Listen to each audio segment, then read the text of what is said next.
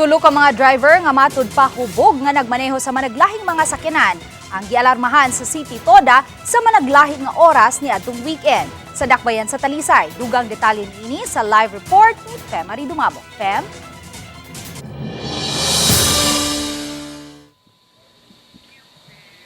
May silang tulo ang niangkon nga sa CT-TODA o sa Talisay City Police nga nakainom og mga ilimnong makahubog sa wala pa nagmaneho. Ang duha niini ang gikan nag-attend og party. Ang duha ka mga nangadisgrasya ang nahulikam. Unang gialarmahan kining puwang nga SUV nga midasmag sa konkretong Center Island at tubangan sa mall sa Barangay Tabunok sa Talisay City. Nahitabo ang insidente alas 3:05 Sabado sa kadlawon. Ang disgrasya nakuha ng video sa CCTV sa Talisay City Command Center. Sa kuha sa CCTV, makita nga layo pa lang, pazigzag na ang dagan sa sakyanan hangtod nga wa na kini nakabawi. Ug mibangga sa Center Island ang atubangang bahin sa sakyanan.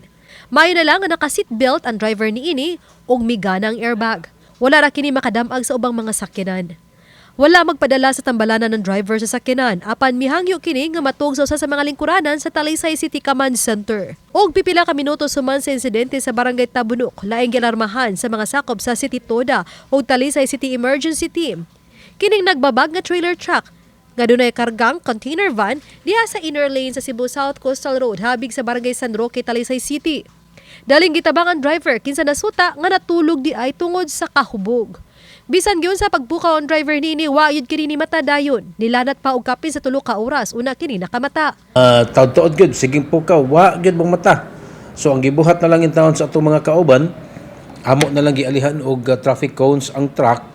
Unya dito'y patrol nga nagsigig apong na lang niya. Niangkon pod siya nga while nagpaabot nga makargahan siya og container, nag-inom-inom kuno sa usalang kuno ka botelya nga beer. Wala pa sa ka-drive. Diha pasod mismo sa iyang yarda. Samtang tungod gihapon sa kahubog sa driver, gingong gibanggaan sa silver nga SUV ang plastic barrier nga gipangbutang sa Natalio Bacalso Avenue sa Barangay Bulacau sa Dakbayan sa Talisay. Nagedad og 23 anyos ang driver og nagtrabaho isip technical support sa BPO sa Barangay Lahog sa Dakbayan sa Sugbo.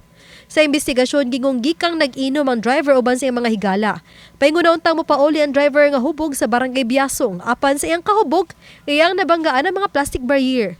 Ang duha ka mga SUV nga nakaigo sa mga government properties ang gipang-impound una. Wala ra hinuon kini nakaangin og laing sakyanan. Unta kining tulo ka mga insidente nga nahitabo nitong milabay'ng Sabado o Domingo, manghinaot unta mi nga mao toy mamahimong sumbanan sa ato ang mga kaigsuonan nga motambong og mga parte. Magpasalamat lang ta kay wa joy na involved nga kinabuhi.